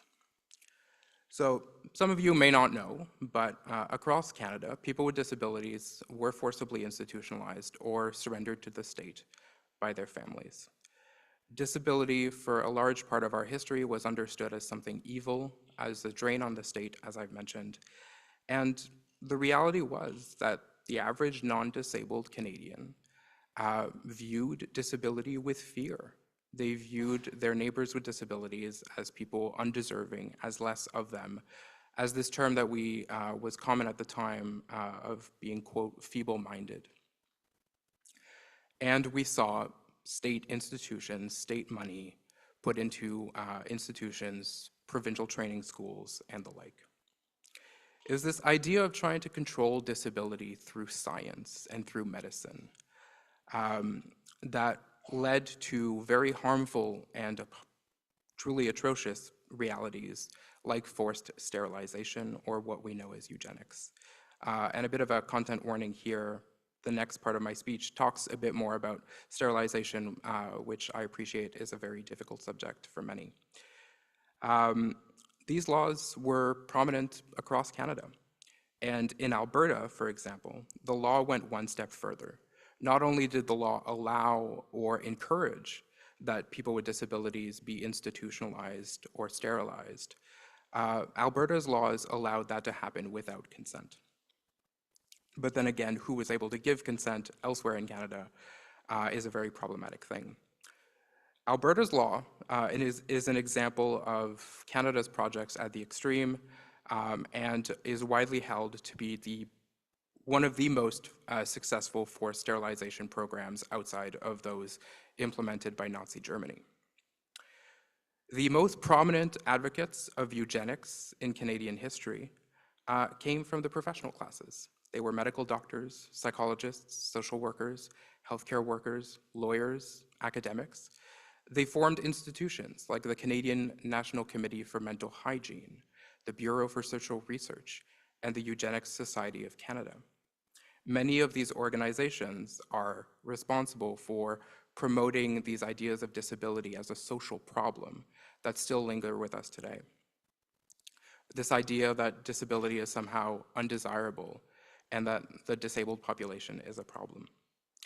Prominent social and political figures like Emily Murphy and Agnes MacPhail used their social clout to legitimize this thinking about disability and to promote institutionalization and sterilization in particular.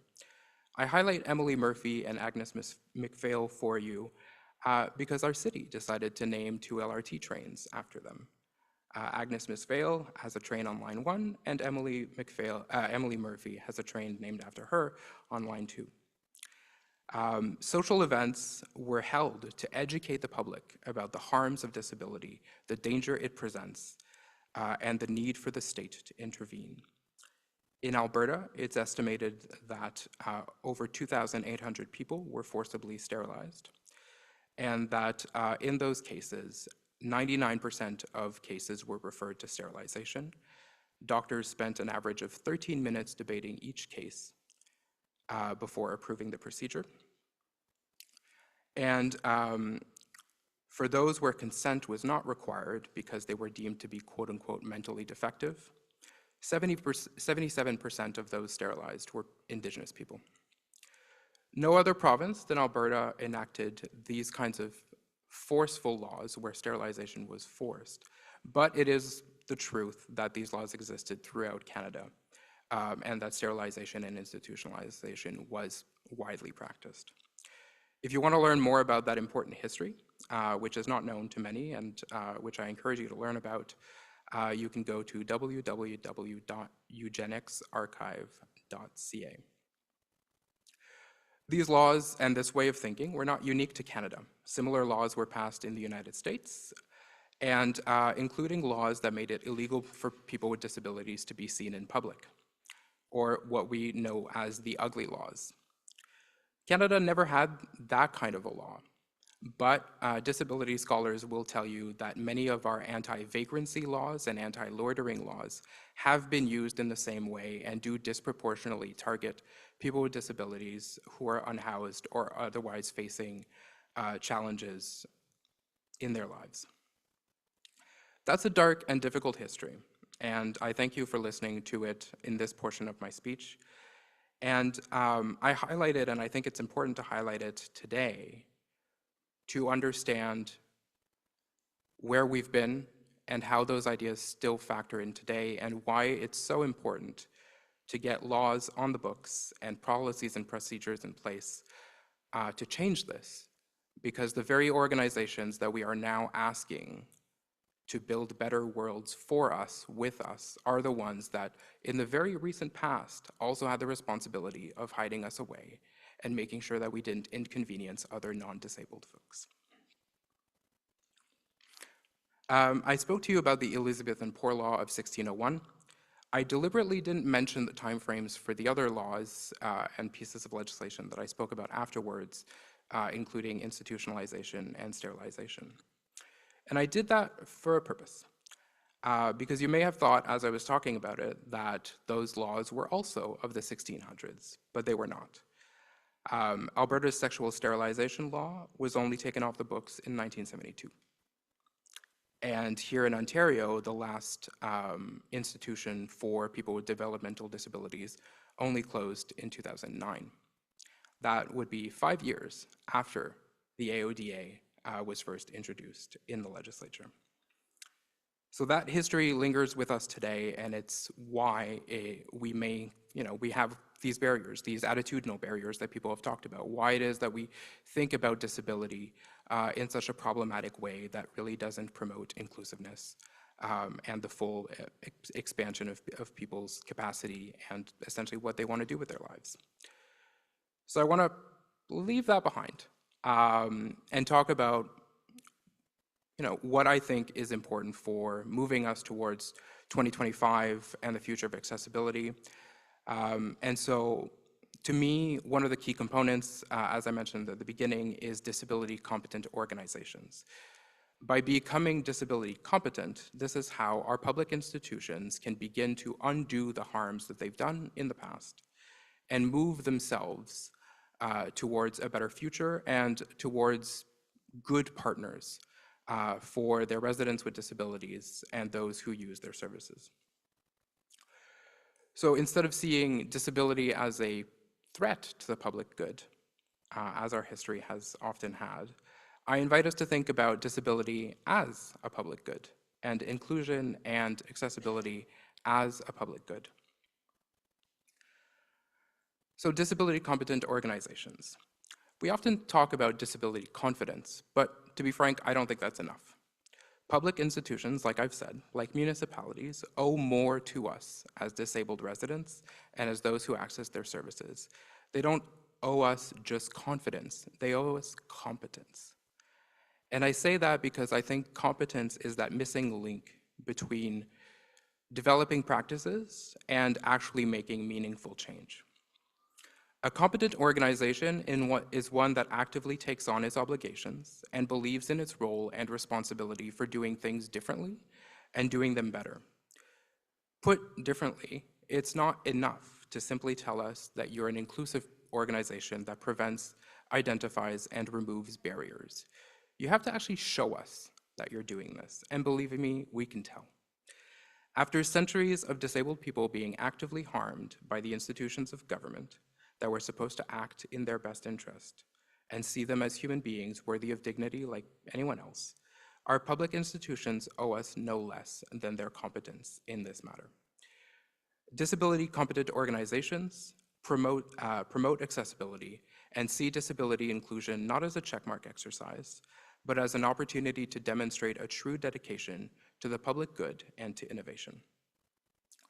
Disability competent organizations are transparent about their accomplishments and celebrate them because they do deserve to be celebrated, but are also transparent about where they've fallen short and what they can do better in the immediate future. Disability competent organizations hold space for the lived experiences insights, and feedback of its disabled residents and clients.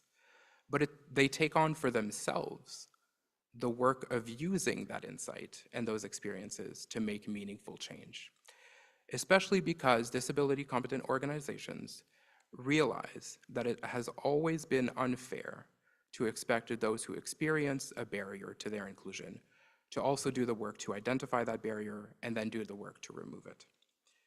Disability competent organizations actively seek out to understand and learn from disabled history and understand the burden is too often placed on persons with disabilities to wait for their own inclusion.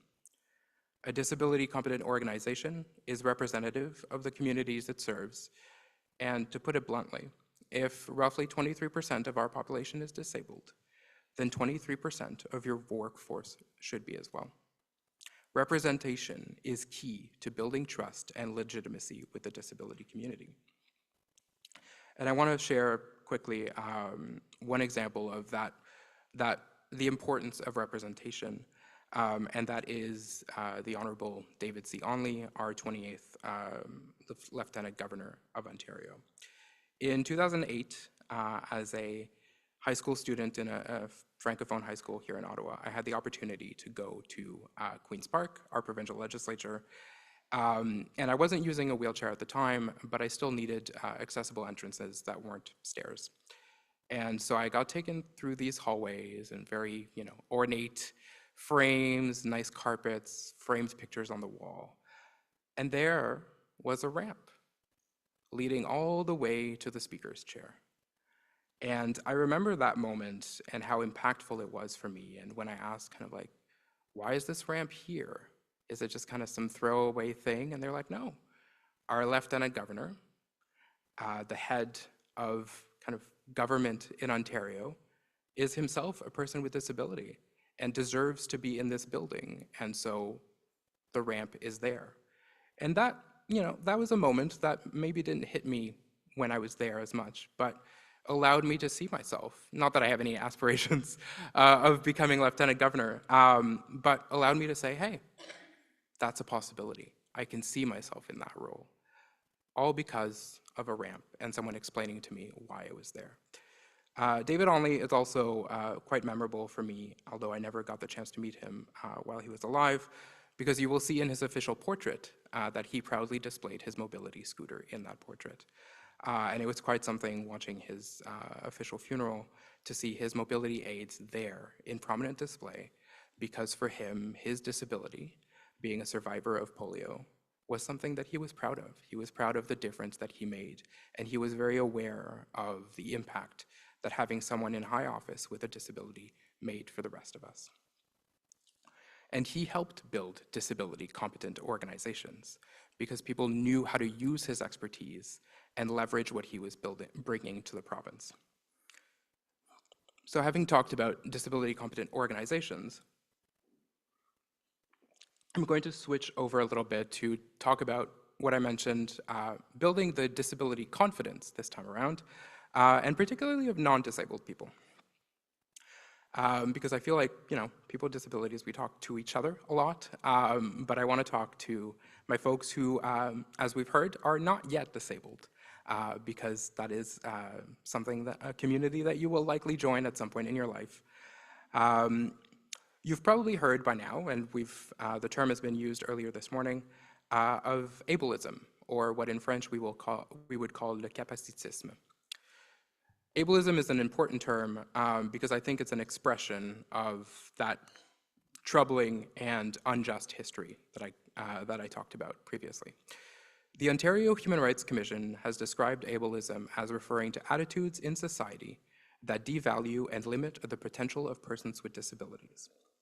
The Law Commission of Ontario describes ableism as a belief system similar to racism, sexism, or ageism that sees people with disabilities as being less worthy of respect and consideration, less able to contribute and participate, or less inherently valuable than others.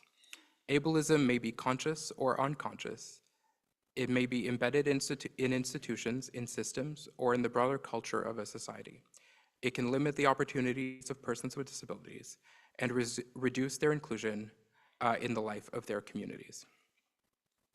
So you might remember when Megan introduced me, that kind of long list, shall I say, of my lived experience with disability. And I mentioned that it was important for me that those conditions be described to you and that I share them with you. And it's here that I'd like to ask you to think back on maybe some of the impressions or reactions you had when that was read out, and reflect on whether maybe some of your reactions or some of the thoughts you had fall into the category of ableism. And I raise that here in the context of disability confidence, because I think it's important to realize that as much as ableism and the history of disability repression has impacted people with disabilities, it's also profoundly impacted non-disabled people. It's deprived you in your current days, but it's deprived your ancestors, people in your families, of the ability of knowing people with disabilities, of seeing us more broadly in public, of seeing us represented amongst your colleagues, your workforce, your elected officials. It's deprived you of that richness of the disability experience and our contributions to society because of that history of hiding us away and trying to suppress us. I live a great life. I have a loving family, a wonderful partner and a cat, as you heard. I've had the privilege of obtaining not only one, but 2 university degrees. I have the privilege of working a job that I actually like, and that provides me with financial and social stability. There's not a thing I would change about my life, and that includes the medical conditions I live with. They're part of my body and my mind, and I'm simply built different, and that contributes to the way that I see the world. I don't need pity, I don't need to be fixed, but what I do need is for us to collectively find a way as human beings and neighbors to move past our problematic history, to move past ableism. And I think building disability confidence in non-disabled people is one of the ways that we get there. We find evidence of ableism in our human rights statistics. So we also know that we have provincial and territorial non-discrimination laws that have existed in Canada since around 1982, when the Canadian Charter of Rights and Freedoms became law. Despite over 40 years of disability-based discrimination being illegal, we know, for example, that, let's take the period of 2009 to 2016, disability-based discrimination complaints accounted for nearly 50% of all human rights complaints across Canada, and over 50% at the federal level. In addition to that, we know that for that same period of time, so 2009 to 2016, the majority of disability-based complaints or human rights complaints occurred in the context of employment, and that figure was as high as 73% of complaints in Ontario. It's clear from these statistics that more needs to be done to change attitudes and to prevent circumstances that lead to discrimination in the first place, circumstances that ableism and the wrong way of thinking about disability create. And it's also a reality that most of those times, those barriers and those moments of injustice are created by non-disabled people. Hence the importance, I think, of the personal responsibility of non-disabled people to get out of your comfort zones, learn about the disability community, seek opportunities to engage with us, and question assumptions you may have, or seek opportunities to unlearn things that you may have learned consciously and unconsciously about what disability is and what it contributes to society. I'll give you maybe a few examples. If you have been able to rent or buy a place to live and have not had to worry about whether the doorway was wide enough, whether the countertops were at the right height, or whether you could access all the levels of the place you call home, you've benefited from ableism. If you've been able to call customer service or go to a customer service kiosk and not had to think about whether the customer service representative would understand your needs and what you were trying to say to them, you've benefited from ableism. If you've taken a road trip, had to rent a car, and never had to worry about whether the rental place would have a car that you could drive, you've benefited from ableism. If you've taken a plane and not had to worry about whether or not you'd be able to go to the washroom during your flight, you've benefited from ableism. If you've run for political office and have not had to worry about whether or not you'd be able to reach the front door of someone you're trying to speak with and convince to vote for you, or whether or not you'd be able to get into the event space to give your speech to the voters, you've benefited from ableism. And finally, if you've never needed a legislature to pass a law to try and guarantee your full inclusion, and you've never been told that your inclusion matters, but that you have to wait for it to get realized because it takes time, you've benefited from ableism. So why do I list all those examples? Just to try to show how ingrained ableism is in our society, in our day-to-day lives, and to reflect how much work it takes to undo it. So bringing this back to disability confidence for non-disabled folks, it's clear that a lot of the barriers we've faced today come from a lack of awareness, a lack of understanding, and too often assumptions that are made about how people that are different from us can or cannot do certain things. We often only assume there's one way to enter a building, through a door by pulling on a door handle, one way to reach different levels in a building by taking the stairs, one way to use a computer with a mouse and keyboard, one way to drive a car by using the pedals, or one way to get around town by using your feet and walking. We need to get ourselves to a space where we're comfortable with different ways of doing things, comfortable with the fact that not all bodies and brains function the same way, and then using that awareness to think about ways to include all of those different ways of doing things that we need to do in our daily lives. We need to make it as easy to take an elevator as it is to take the stairs, as easy to get a government form in print as it is in Braille or in electronic format, and as easy to board a plane sitting in a wheelchair or sitting in the airplane seat. So I'm hoping that as through our conversations today and through our speech and what you've heard today, you might, if you don't have a disability, take on a responsibility a little bit to contribute to getting us as close as we can to a fully accessible Ontario by January 1st, 2025. By thinking about these things, by thinking about the assumptions you make in your day-to-day life about how you accomplish tasks, and then thinking to yourself, how would someone else accomplish this task? And do they have that ability? Is the restaurant that I'm attending accessible to people who use wheelchairs? Is the movie theater I'm going to providing closed captioning or other assistive devices? We need to engage collaboratively with each other to fill those knowledge gaps created by ableism and centuries of trying to wish away disability.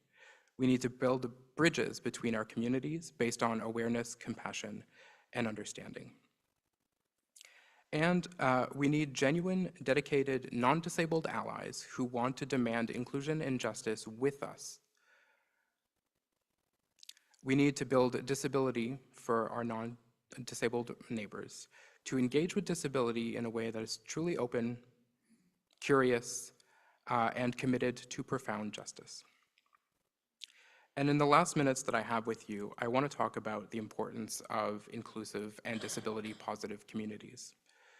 So I've talked about our history, the history of ableism and how we got to today, the importance that laws like accessibility laws make, the importance of building disability-competent organizations who take on for themselves the responsibility of identifying barriers and doing better, the importance of building disability confidence within non-disabled folks. And the last piece of that puzzle for me is disability-positive communities. Did you find myself in my notes? There we go. It's important to leverage disability experiences to allow the diversity that disability represents to flourish and thrive. Part of the injustices of ableism is that it's robbed from us as people with disabilities the ability to build communities for ourselves and spaces for ourselves in which we can express ourselves and have our different ways of experiencing the world known. We've heard this morning of the concept of nothing about us without us, but we also need for us, by us. One of the most striking things to me as a disabled person was learning about spaces of disabled excellence, spaces where our different ways of moving about the world, of communicating, of thinking, and of living truly shine. There's such a richness out there in terms of disability expression through art, whether in visual art, dance, music, or theater. There's a richness out there in terms of adaptive sports, both professionally and recreationally. There's a richness in terms of disability-centric design, whether it be for products, public spaces, or architecture. We need to leverage those skills and to foster that unique source of innovation and perspective, to give it the space that it deserves to flourish. We need to invest in disabled creativity, disabled skills, and disabled excellence. We need our publicly funded recreation programs to include disabled forms of expression. We need private and public art grants to support disabled artists and creatives. And we need to see disabled expression, disabled creativity, and the disabled perspective as a source of innovation. It's by funding and supporting disabled innovation, creativity, and expression that we can build those connections between our communities, that we can move on from the problematic ideas that we've all inherited from ableism, that we can repair the injustices of the past and the present, and move towards the future of accessibility. So, in closing, because I think I've talked enough, and I hope that I've given you some things to reflect on, maybe some excitement to keep progressing forward towards a fully accessible Ontario, and I hope above all maybe a renewed curiosity about the diversity that disability brings to our world, and the desire for yourself, if you are non-disabled, to be a better ally. So to my fellow disabled folks, I wish you again a happy National Accessibility Week and a happy Accessibility Day here in our beautiful city. To City Council and staff, thank you for the work that you are doing. I do think that the City of Ottawa is building its way towards being a competent organization. Thank you for having me, for giving me this space to talk to you today. So I'll close by saying miigwech, merci beaucoup. And I'm happy to take questions if you have any, but if you don't, that's also fine.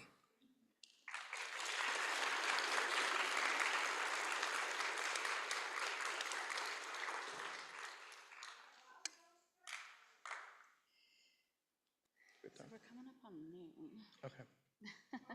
Are you here for lunch? Yep. Yep. We are a little bit short on time, but I'm happy to take a question or two if. Yeah. And I have a question as well. Take two. Yeah.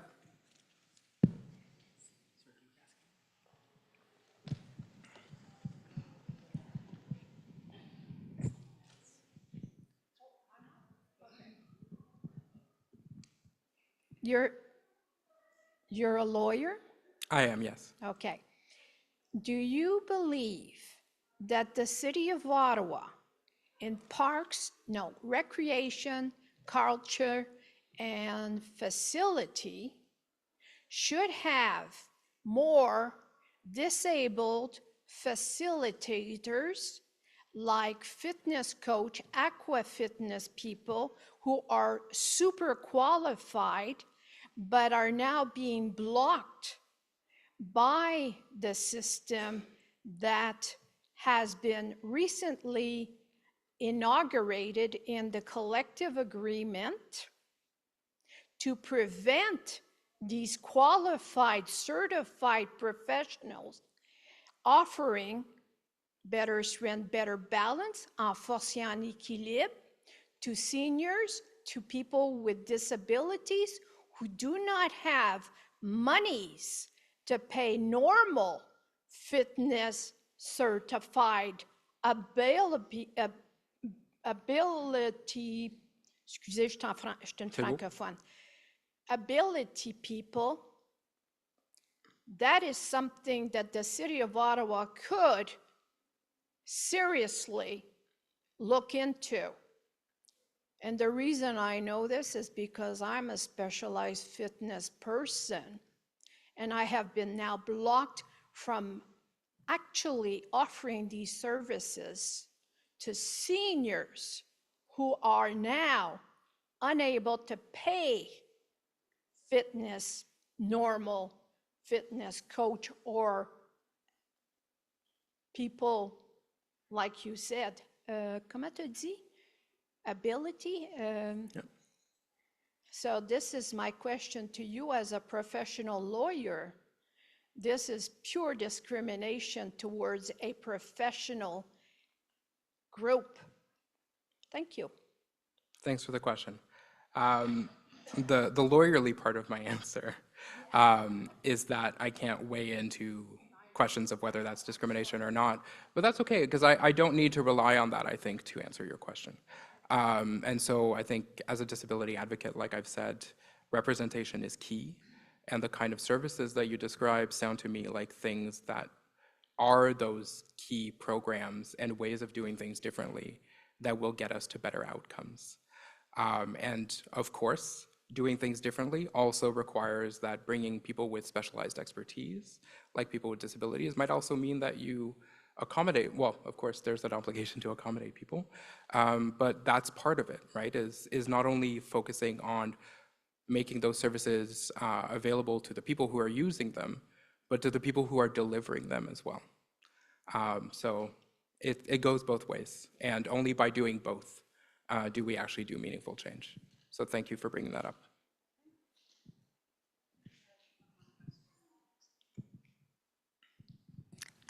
Thank you for representing us.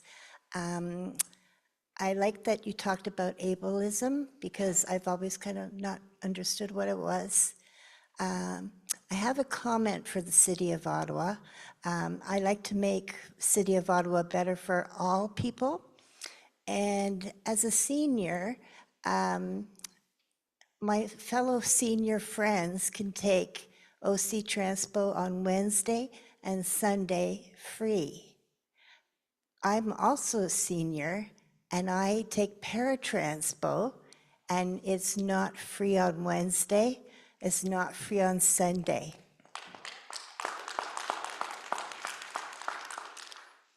I know you can't comment too much about your background with lawyer. I just really want to have that changed, because it bothers me. It really bothers me about my friends. It bothers me about the friends that have very little income because of their disability, and they don't have everything given to them. I have a friend that needs an electric bed and could have a wheelchair, have other things, but has to pay for her own electric bed. And you know what? On Sundays, she goes on Paratranspo to her church, and she pays nickels and dimes to pay to get to church, while fluently able seniors just take the bus. Yeah. That has to change. Thank you. I know. You know, it's just a little common sense. I don't want to take up time. I just want to say thank you for being here. And my voice is for all seniors or anyone, and also for councillors to make decisions that look at it. Did they not know that disabled people are around here? How that would offend them? Thank you. Thank you for bringing that up. And I think the reality of question periods like this is that often these kinds of scenarios are brought up because it's an opportunity to do that, and I thank you for raising them. What I would say to you as a longtime Paratranspo user is that I didn't know that, so that surprises me. And that to me, instinctively, is a distinction that I find problematic. So I thank you for raising it. I know that we have a lot of folks from our Accessibility Advisory Committee here in the room today. Can't promise you an outcome, but I'm hoping that there's some actively listening ears in the room that'll look into that. So thank you for raising it.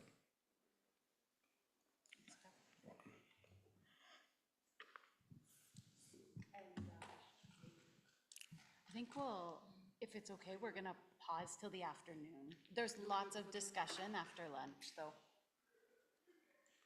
In the breakout rooms? Yeah, yeah. So I'd like to offer this question here while we have the audience. Yeah, I'm interpreting?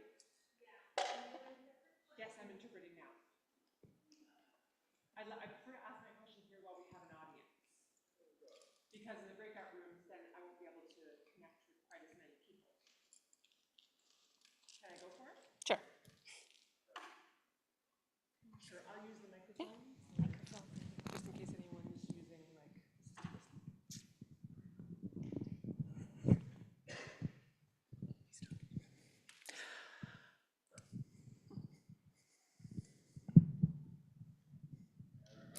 Hi, everyone. My name is Aziz Khaled, and I have two questions I'd like to pose. I know that as new buildings are built, there are various accessibility features for the deaf, VRS and TTY. TTY is the older form, but having interpreted phone calls via VRS is the kind of new technology that we're using. I'm wondering if there'll be VRS accessibility call stations or phones present in any new buildings that you'll be establishing. And then if we're looking at some of the boroughs in Nepean and Westboro outside of Ottawa, I'm thinking about playgrounds.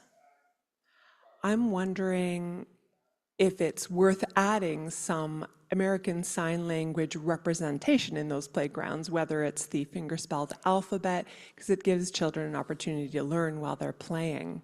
I often see playgrounds in my area, and we don't see representation of people who are deaf and use sign language. So I think that would be a great thing for kids to be exposed to that when they're young. In my work in the past,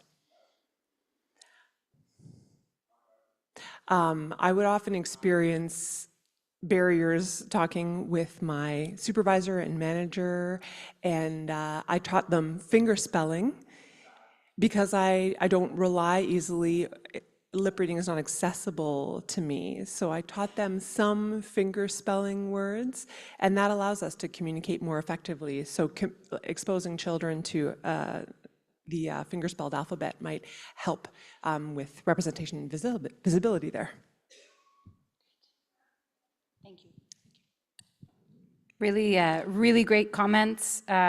Those are both things that we've already started to consider, but love to hear that feedback, and I think that leads us well into our discussions this afternoon, and we can certainly discuss that more in our consultation group. So thank you for bringing that up, and thank you for your comments related to transportation. And we'll certainly carry that energy over, I hope, into our afternoon. I want to give time for lunch. I want to thank Phil, our keynote speaker, again. I'm always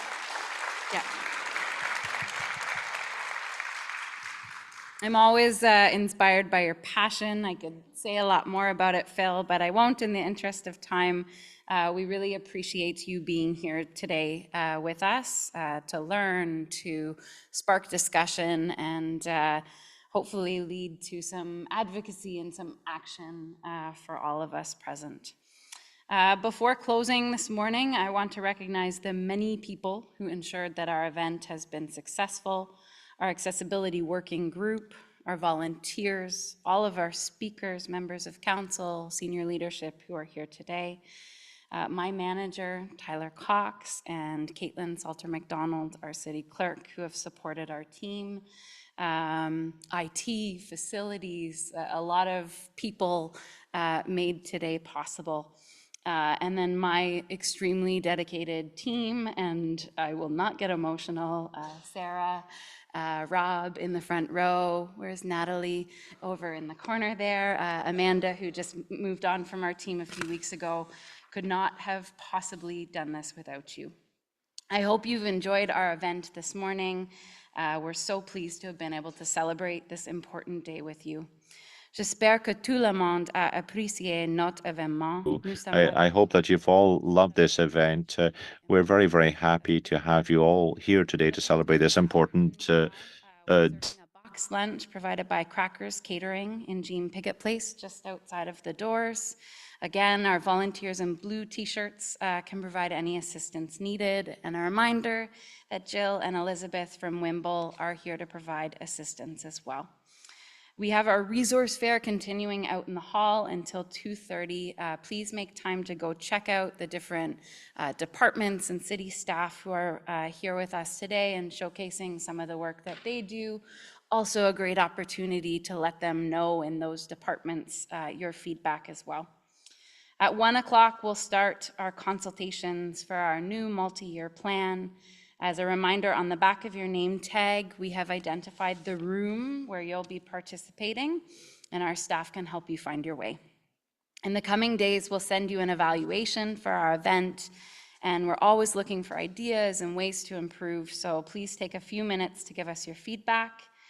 If you'd like to keep up to date on everything accessibility at the city, you can sign up for our Accessibility Spotlight newsletter on ottawa.ca. Je vous remercie d'avoir participé à la célébration d'aujourd'hui. Thank you for having participated in the celebration of National Accessibility Day today.